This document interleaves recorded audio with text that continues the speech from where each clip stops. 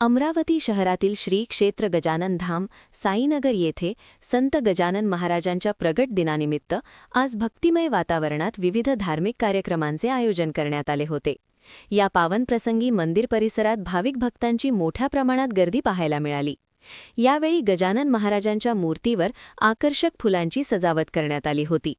सकाळपासूनच दर्शनासाठी भाविकांनी मोठ्या रांगा लावल्या होत्या. भक्तांनी श्रद्धा आणि भक्तिभावाने गजानन महाराजांचे दर्शन घेतले. या धार्मिक कार्यक्रमाअंतर्गत भक्तांसाठी जेवणाचे आयोजन करण्यात आले होते. भाविकांना प्रसाद म्हणून काल्याचे वितरण करण्यात आले. यासोबतच मंदिरात कीर्तनाचा कार्यक्रम सुद्धा भक्तिरसात पार पडला. या सोहळ्याला समाजसेवक लपी सेठ जाजोदिया हे अतिथी म्हणून उपस्थित होते.